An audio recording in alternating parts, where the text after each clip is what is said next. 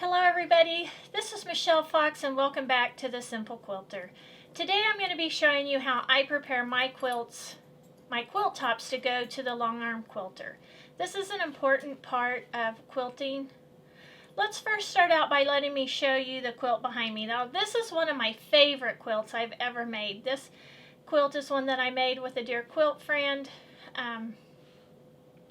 and I did the block piecing and she did the embroidery. She had amazing embroidery work, so this is just a beautiful quilt, and I love the red. It's my favorite color, so I just love this quilt. Now it is a Christmas quilt and I don't want you to think I'm rushing the holidays. I hung this quilt because there's something I'm going to show you about preparing quilts to go to the Longarmer. So that's why I picked this one, not because it's a holiday one, but yes, it is a holiday one. So I'm going to step aside and let you see the quilt.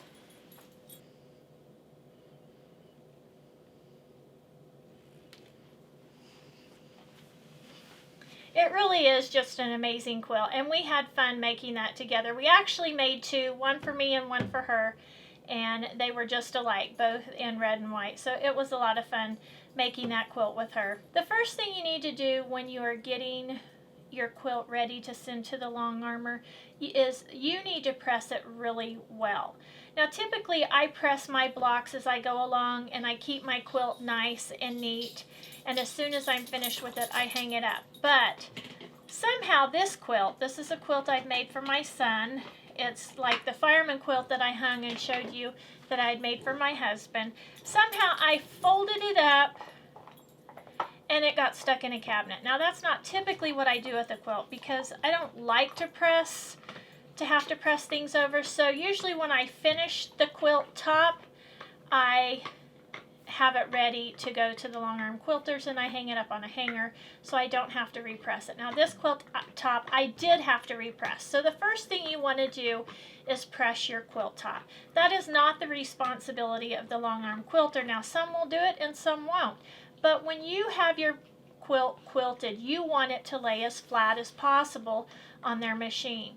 And some of them may not take the time to press it.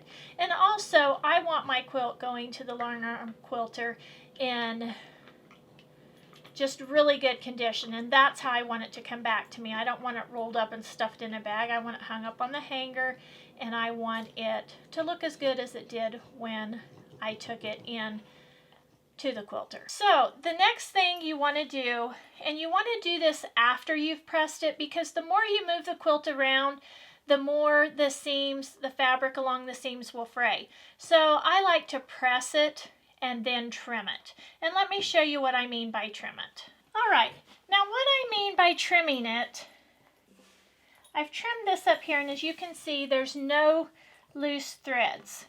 But right here, you can see all these loose threads. Now this process takes quite a while, and you just want to trim these loose threads. I trim them all. Now some people may not take the time to do this, but I learned my lesson the hard way on the quilt behind me. If you don't trim these threads, and you have a light fabric like this white and you have red thread extending out there, that thread can show through. So you want to be sure you trim all these threads. And once you've trimmed the quilt, then you want to handle it really easily. You don't want to give it a good shake to get the threads off. You're going to pick the threads off just like what I'm doing. Do not shake it, or you're going to end up with a whole new crop of loose threads. Okay, so when you do this, I just start at one end and I work to the other, then I scoot over and I just move down the quilt. Now let me show you in the quilt behind me why trimming these threads is so important. Okay, so I've zoomed in on the quilt, and this is why you want to be sure to trim those threads, because if you look closely, right here you can see a red thread. And that has happened in more than one place on this quilt, simply because I did not know that I needed to trim all those threads off. This was the first quilt I think I ever had machine quilted, and I simply didn't know. So that's why you need to trim all those pieces and all those loose strings. Okay, so again, I made that big mistake in this beautiful quilt, and every time I get this quilt out, I do think of those red threads. So trimming the quilt is a tedious process, but it is a very important one. Now, after I've trimmed the quilt up, or even before I trim the quilt up, I measure the quilt because they need to know the measurement. Now, they may go ahead and remeasure it because they charge based on the measurements and they want to be sure they have the right measurements so they can charge appropriately. But you want an idea of the size of your quilt too. So you want to be sure to measure that and write that down on a piece of paper to send it with your quilt. Then when I am done trimming it and it has a good press, then I fold the quilt up and I hang it nicely on a hanger. Let me show you. Now, as you can see there, the quilt is hanging nicely. It's not all bunched up. It's not all bunched up here on the hanger. It just lays nice and smooth there. There's another thing I wanted to tell you, and I pointed this out in my video, the part 2 of the table pumpkin runner. I always do an 1/8 of an inch stay stitch all around the edge, and I do that on all of the quilts that I make, and I do that for a couple of reasons. Number 1, it helps with fraying, and number 2, if I'm going to take it to the Longarm Quilter, if I'm going to machine quilt it, it helps prevent the top from getting stretched out. And every Longarm Quilter that I've ever taken my quilt to has always commented on how nice that stay stitch was and how they appreciated that, because not every quilter does that. But I do think that is an important step. Another thing you will also need to do is you need to get your backing fabric ready. And I get that ready and I fold it and put it under the quilt top. So it's ready to go too, and I press it. If I choose to use the large wide backing for the back and I don't have to piece anything, I am careful to press the back and not have a bunch of wrinkles in that. I want that smooth and to lay flat.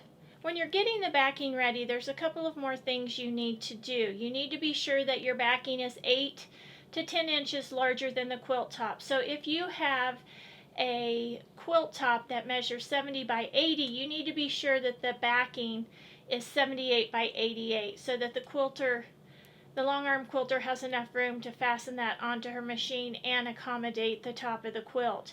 Also, you want to be sure that you remove the selvages from your fabric if you have to piece the back, because the selvage and the main portion of the fabric shrink differently, and you want to be sure that when that does shrink, it shrinks evenly and you don't have an uneven shrinkage with the selvage and the main portion of the fabric. So just be sure you remove that selvage, and also be sure you use a 1/2 of an inch seam versus the 1/4 of an inch seam that we typically use when we quilt. And again, be sure that seam is pressed open. Another thing you want to consider is the batting. Now, I learned this the hard way too. One of the last quilts I took to the Longarm Quilter, I went in and I asked her, did she have batting? She said, oh yeah, she had batting. She had the Warm and Natural.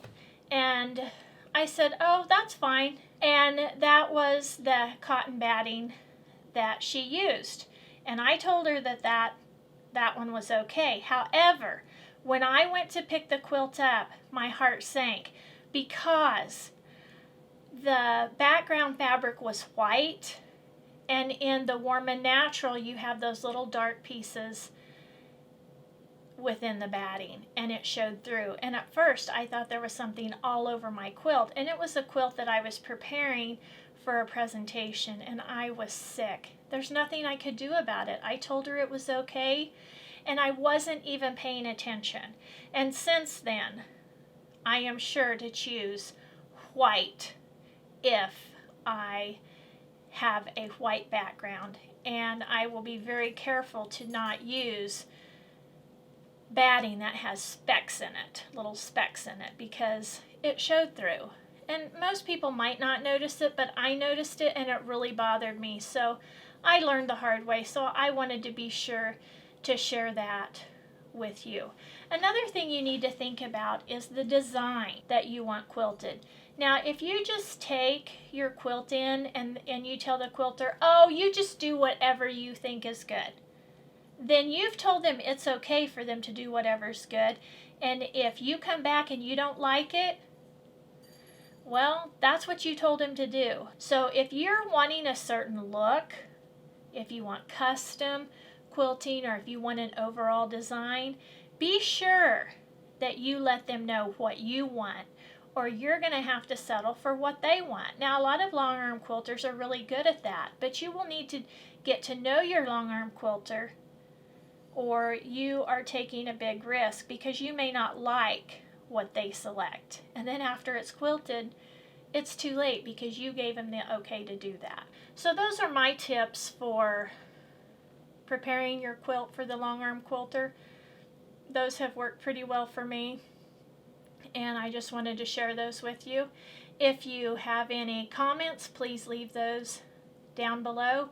If you like this video, please hit that like button, and if you want to join me for some more videos, please hit the subscribe button. I'm not actually sure what's going to be on my next video, so it's going to be a surprise next time. And until then, have fun quilting.